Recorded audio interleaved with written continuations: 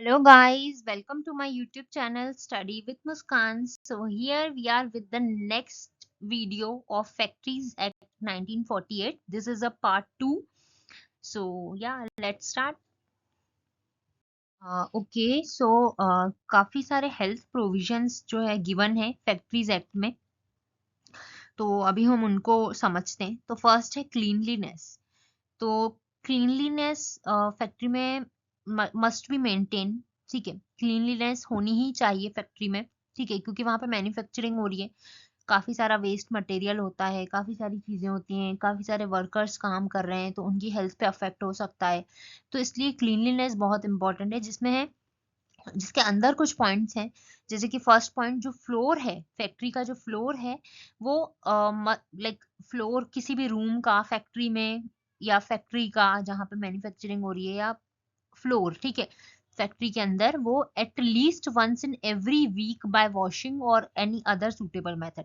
हफ्ते में एक बार, वीक में एक बार एट लीस्ट उसको वॉश होना चाहिए वो। और या फिर जरूरी नहीं है वॉश, उसको हम लाइक किसी और तरीके से भी क्लीन कर सकते हैं, बस वो क्लीन होना चाहिए। ठीक है, दैट इज इम्पोर्टेंट। उसके अलावा इनसाइड वॉल्स जो है क्लीन होनी चाहिए, पार्टीशन, पैसेजेस, स्टेयर्स, सीढ़ियाँ।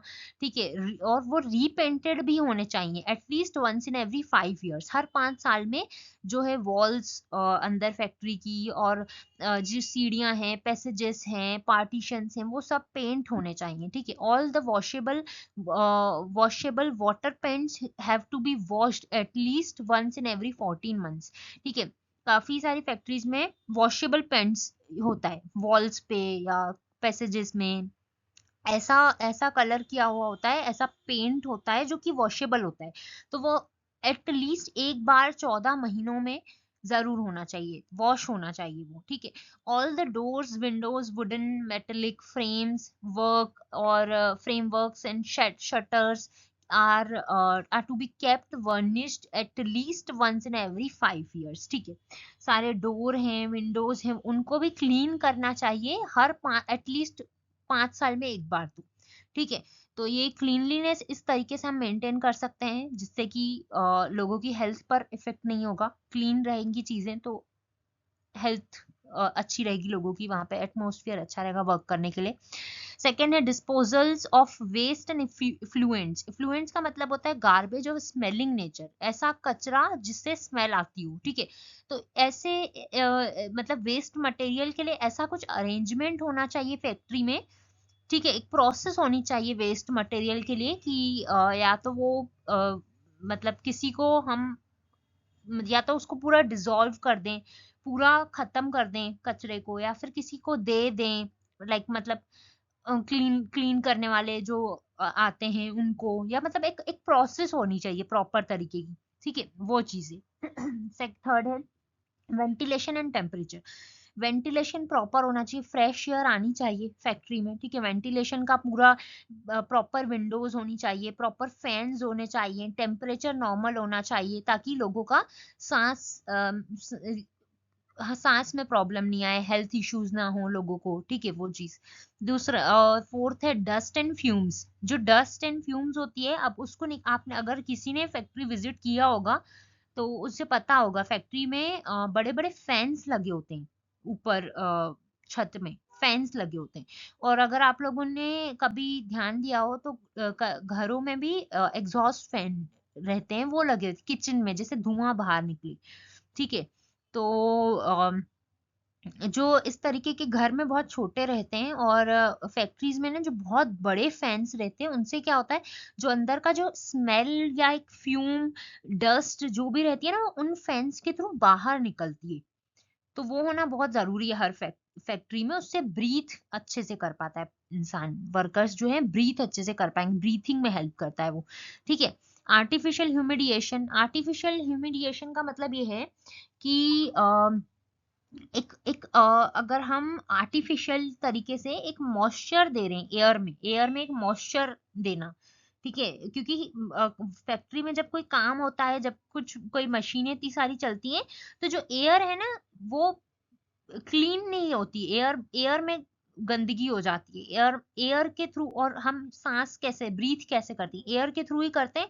तो वो आर्टिफिशियल ह्यूमिडिएशन का मतलब ये होता है कि हम ऐसी आर्टिफिशियल एयर में ऐसी कुछ दवाई या ऐसा कुछ रिलीज करते हैं जिससे कि हम प्रॉपर तरीके से एयर क्लीनिंग, सब मतलब इसका मतलब है एयर क्लीनिंग करने के लिए। तो वो प्रॉपर एक उसमें होना चाहिए, प्रिस्क्राइब्ड स्टैंडर्ड के थ्रू होना चाहिए। ऐसा नहीं कि उससे लोगों को ज्यादा वो चीज अफेक्ट कर जाए या हार्मफुल हो जाए लोगों के लिए। मतलब ऐसी दवाई या ऐसा कुछ हम कर देते हैं जिससे एयर क्लीन हो जाए, तो वो कई बार लोगों के लिए उल्टा भी अफेक्ट कर जाती है, साइड इफेक्ट भी हो जाता है कई लोगों को उस चीज का। तो वो हम प्रॉपर स्टैंडर्ड में यूज करना चाहिए ताकि किसी को हार्मफुल ना हो, किसी की हेल्थ के लिए वो चीज। ओवर क्राउडिंग मतलब भीड़ भड़क्का नहीं होना चाहिए, बहुत ज्यादा भीड़ नहीं होनी चाहिए फैक्ट्री में। तो 14.2 क्यूबिक मीटर की स्पेस में रहना चाहिए हर वर्कमैन, मतलब स्पेस अच्छी होनी चाहिए फैक्ट्री में। ठीक है, तो ये पॉइंट्स हैं और कुछ और भी हैं इसके आगे। There are some other points as well in health provision, तो जिसमें है लाइटनिंग। लाइटनिंग प्रॉपर होनी चाहिए, विंडोज, स्काईलाइट्स। और जो विंडो है ना उसका इनर और आउटर साइड में कई बार बिकॉज इतनी सारी मशीन्स, इतना सारा रॉ मटेरियल फिनिश्ड गुड्स में कन्वर्ट हो रहा होता है, तो जो मटेरियल के जो पार्टिकल्स होते हैं ना वो चिपक जाते हैं, वो हो जाते हैं, कवर कर लेते हैं विंडो को इनर और आउटर साइड से। तो इनर और आउटर साइड विंडो का प्रॉपर क्लीन होना चाहिए ताकि जो सनलाइट है वो प्रॉपर तरीके से अंदर आ सके प्रेमाइसेस में, वो चीज इसमें है। और ड्रिंकिंग वाटर मतलब sufficient supply of drinking water होना चाहिए, सफिशिएंट पानी होना चाहिए, प्लस वो क्लियरली मार्क होना चाहिए कि यहाँ पे पानी है। ठीक है, तो वो ऐसी लैंग्वेज में लिखा होना चाहिए जो सबको समझ आती हो, क्लियरली अंडरस्टूड हो सब मेजोरिटी ऑफ वर्कर्स को कि यहाँ पानी की सुविधा है। ठीक है, और उसके अलावा अगर जहाँ पे 250 वर्कर्स से ज्यादा वर्क कर रहे हैं फैक्ट्री में लोग, तो वहाँ पे कूलिंग ड्रिंकिंग वाटर भी, ठंडा पानी की भी फैसिलिटी होनी चाहिए। ठीक है, और उसके अलावा वॉशरूम्स होने चाहिए, वॉशरूम का अरेंजमेंट प्रॉपर होना चाहिए, मेल के लिए अलग, फीमेल के लिए अलग। और उसके अलावा स्पिटून्स होने चाहिए। स्पिटून्स मतलब ये होता है कि कई लोगों को आप गुटखा या ऐसे खाने की आदत होती है, तो उन्हें वो थूकने के लिए प्रॉपर जगह होनी चाहिए स्पिटून्स की, क्योंकि वर्कर्स में यूजुअली ये हैबिट होती है। तो उन्हें उनके लिए ये प्रॉपर ऐसी स्पेस या ऐसी जगह बनी हुई होनी चाहिए जहां वो स्पिट कर सके। ठीक है, तो और वहाँ हाइजीन मेंटेन हो सके। ऐसा नहीं होना चाहिए ना कि कहीं भी थूक रहे हैं, कहीं भी कर रहे हैं फैक्ट्री में, तो फैक्ट्री तो गंदी हो जाएगी, तो हाइजीन कैसे मेंटेन होगा। तो ऐसी प्रॉपर जगह बनानी चाहिए जहां पे वो थूक सके जाके, तो फिर क्लीनलीनेस भी मेंटेन रहे और हाइजीन मेंटेन रहे फैक्ट्री में। तो ये हेल्थ प्रोविजंस थे कुछ। Okay, now welfare provisions. तो वेलफेयर प्रोविजन में फर्स्ट है वॉशिंग फैसिलिटीज। वॉशिंग फैसिलिटी जो है एवरी फैक्ट्री में, हर फैक्ट्री में होनी चाहिए और सेपरेटली होनी चाहिए मेल और फीमेल के लिए। ठीक है, सेकेंड है facilities for storing and drawing clothes. तो कई बार होता है ना कि फैक्ट्रीज में यूनिफॉर्म अलाउड होती है कि हमें यूनिफॉर्म पहनना है, क्योंकि जहाँ पे मैन्युफैक्चरिंग हो रही है जिस एरिया में, जैसे मैंने पहले भी एक्सप्लेन किया है, प्रीवियस पार्ट में किया एक्सप्लेन आई थिंक, कि कई बार क्या होता है ना कि हमें हेलमेट पहन के रखना होता है, यूनिफॉर्म पहन के रखनी होती है ताकि हमारी बॉडी को कहीं भी हार्म ना हो, कुछ भी चोट ना आए। अ, कई बार ऐसा होता है, तो हमें जो हम कपड़े जो पहन के जाते हैं हमारे घर से, हमें वो स्टोरेज करने की, उसको स्टोर करने की जगह होनी चाहिए ताकि हम वो चेंज करके और अपना यूनिफॉर्म वियर कर सकें। तो वो सारी फैसिलिटी प्रॉपर होनी चाहिए। और फैसिलिटीज फॉर सिटिंग, अब कई लोगों का काम जो है स्टैंडिंग वाला काम होता है, खड़े रहने वाला काम होता है, तो जब जब उन्हें फ्री टाइम मिले, जब जब उन्हें रेस्ट करने का टाइम मिले, तो उनके लिए सिटिंग की फैसिलिटी प्रॉपरली होनी चाहिए फैक्ट्री में। फर्स्ट एड अप्लायंसेस होने चाहिए, फर्स्ट एड बॉक्सेस हर वर्कर के लिए होने चाहिए। ठीक है, ड्यूरिंग द वर्किंग आवर। तो इसमें क्या है, एक फर्स्ट एड बॉक्स 150 वर्कर्स के लिए मतलब एप्लीकेबल है। मतलब इसमें फैक्ट्रीज एक्ट में ऐसा दिया गया है कि one first aid box for every 150 workers ordinarily, मतलब 150 लोगों के लिए एक फर्स्ट एड बॉक्स सफिशियंट है। तो उन एक फर्स्ट एड बॉक्स 150 के लिए एप्लीकेबल होना चाहिए। देन एम्बुलेंस रूम होना चाहिए, और factory should have an ambulance room with a bed and other necessary equipments. और हर फैक्ट्री में जहाँ भी 500 या 500 से ज्यादा लोग काम करते हैं वहां तो एम्बुलेंस फैसिलिटी होनी ही चाहिए, मैंडेटरी है, ठीक है। कैंटीन फैसिलिटी होनी चाहिए। कैंटीन फैसिलिटी तब जब 250 या 250 से ज्यादा लोग किसी फैक्ट्री में काम कर रहे हैं तो वहां मस्ट है, ठीक है। और उसके अलावा किचन होना चाहिए अलग से वहां पे, अगर हमें कुछ बनाना है, कुछ करना है तो उसके लिए। और या that's it. Okay, there are some more points. Shelters, rest rooms and lunch rooms. तो हर उस फैक्ट्री में जहाँ 150 या मोर देन 150 वर्कर्स काम कर रहे हैं वहां पे ड्रिंकिंग वाटर की facility with lunch room, rest rooms होना चाहिए। मतलब लंच रूम और रेस्ट रूम में ड्रिंकिंग वाटर की फैसिलिटी भी होना चाहिए, और वहां पे प्रॉपर लोग जाके लंच कर सकें, अपना रेस्ट कर सकें, ऐसे रूम्स होना चाहिए। क्रैचेस, क्रैचेस का मतलब ये होता है कि जहाँ पे 30 या more than 30 women workers work कर रही हों तो वहां पे उनके चिल्ड्रन के लिए, जो उनके चिल्ड्रन भी 6 इयर्स से बिलो होने चाहिए, अंडर 6 इयर्स होने चाहिए। तो उनके चिल्ड्रंस के लिए वहां पे रहने की, या वहां पे ताकि वो अपने चिल्ड्रंस को लेके आ सकें, और वहां पे क्रैचेस में लाइक उनके चिल्ड्रंस जो है वहां पे क्रैचेस में रह सकते हैं, क्रैच रूम में रह सकते हैं। और अगर वो 6 इयर्स से छोटे हैं तो वो प्रॉपर लाइटेड होना चाहिए, ventilated, clean and sanitary condition में होना चाहिए। तो वहां पे क्या होता है, थोड़ी थोड़ी देर में जो वुमेन वर्कर होती है वो थोड़ी थोड़ी देर में अपने चिल्ड्रन को देखने या उनका ध्यान करने जा सकती है अपने वर्क से थोड़ा थोड़ा टाइम निकाल के। तो ये इसलिए होता है कि कई छोटे बच्चे अपनी मम्मी के बिना रहने में उन्हें थोड़ा सा प्रॉब्लम जाती है। तो अगर घर में भी कोई नहीं है तो हमें ये फैसिलिटी प्रोवाइड करनी चाहिए कि वुमेन वर्कर को, कि वो अपने बच्चों को लेके आए फैक्ट्री में और क्रैच रूम में रख सकती हैं उनको, और थोड़ी थोड़ी देर में जाके उनको चेक कर सकती हैं, ठीक है। वेलफेयर ऑफिसर, जहां भी जिस भी फैक्ट्री में 500 और मोर देन 500 वर्कर्स हैं तो वहां पे वेलफेयर ऑफिसर तो होना ही चाहिए, मस्ट है, ताकि वो उनके वेलफेयर फैसिलिटीज का ध्यान रख सके, कैंटीन का and other washroom, drinking water, इन सारी चीजों का ध्यान रख सके। Now working hours of adult workers. तो इसके लिए भी काफी सारे पॉइंट्स जो हैं फैक्ट्रीज एक्ट में गिवन है। So first point is daily and weekly hours of work intervals for rest and spread over, ठीक है। तो जो वीकली और डेली आवर्स हैं वो मेंशन्ड है कि 9 आवर्स से ज्यादा कोई भी वर्कर काम नहीं कर सकता है in a day, and 48 hours in a week. तो ये एक लिमिट मेंशन्ड है कि इतने आवर्स ही काम करने हैं एक दिन में और एक वीक में, इससे ज्यादा काम नहीं कर सकता है कोई भी वर्कर, ठीक है।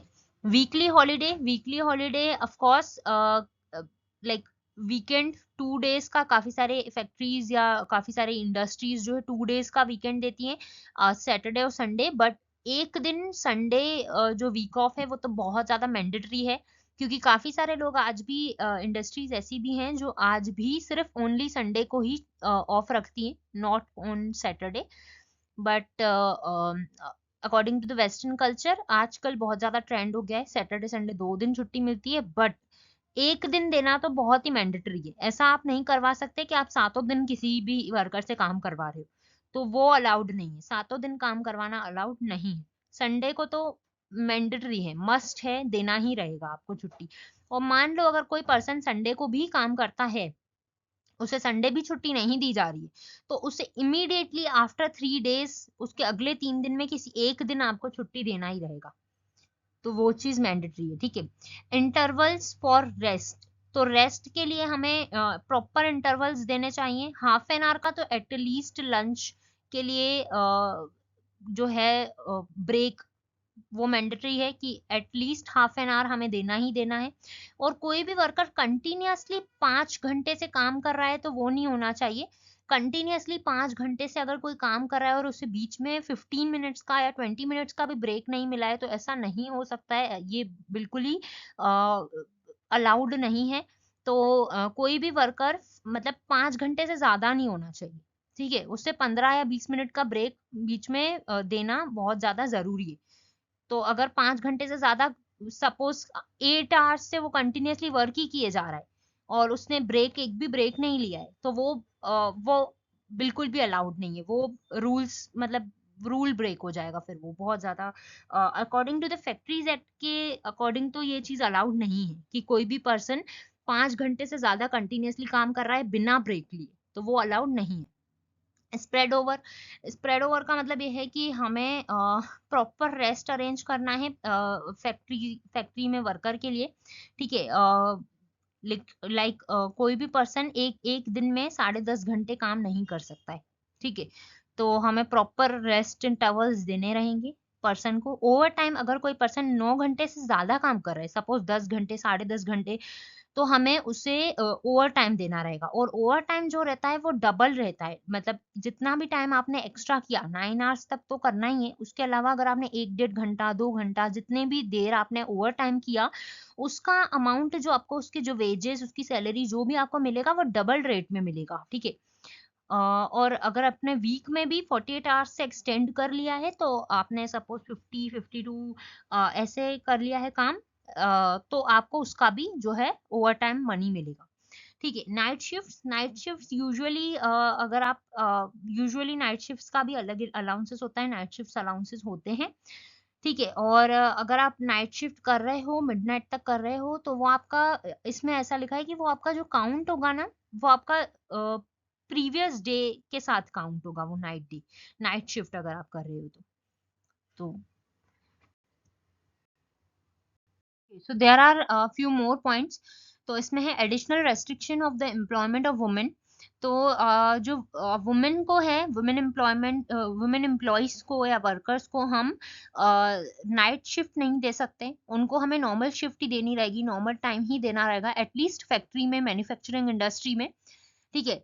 तो या 6 बजे से लेके मॉर्निंग में शाम को 7 बजे तक आप कोई भी शिफ्ट दीजिए, उन्हें कोई भी टाइम दे, बट इसके अलावा 7 बजे के बाद या सुबह को 6 बजे के पहले हम उन्हें कोई भी शिफ्ट कोई भी टाइम नहीं दे सकते, विच इज नॉट अलाउड, ठीक है। वर्किंग आवर्स फॉर चिल्ड्रन, तो चिल्ड्रन को हम 4.5 घंटे से ज्यादा काम नहीं करवा सकते फैक्ट्री में। अगर हम उनसे काम करवा रहे हैं तो हम उन्हें 4.5 घंटे से ज्यादा नहीं करवा सकते, और नाइट शिफ्ट भी नहीं करवा सकते हैं चिल्ड्रंस को, ठीक है। और उसके अलावा एनुअल लीव विथ वेज और अर्न लीव, तो ये पेड लीव्स की बात कर रहे हैं। पेड लीव्स का ऐसा क्राइटेरिया है कि कोई भी पर्सन, कोई भी वर्कर जो 240 डेज या 240 डेज से ज्यादा आपकी फैक्ट्री में काम कर रहा है कैलेंडर ईयर के अकॉर्डिंग, वो पेड लीव के लिए एप्लीकेबल है, ठीक है। तो पेड लीव क्या कैसी होनी चाहिए? 1 डे फॉर एवरी 20 डेज, हर 20 दिन में एक पेड लीव मिलनी चाहिए। ये अडल्ट के केस में, और चिल्ड्रन के केस में ऐसा है कि हर 15 दिन में एक पेड लीव उन्हें मिलनी चाहिए। तो या that's it guys. Okay, thank you for watching my video, and please do like, subscribe and share. This is the second part of the video. ये second part है, इसके बाद third part भी आने वाला है, और first part already मैंने upload कर दिया है। तो मैं सारी वीडियोस का जो लिंक है वो सारी वीडियोस में डिस्क्रिप्शन बॉक्स में डाल दूंगी। जैसे ये पार्ट 2 है तो इसमें पार्ट 1 और थर्ड का दोनों का डाल दूंगी, तो आपको लिंक्स भी मिल जाएंगी।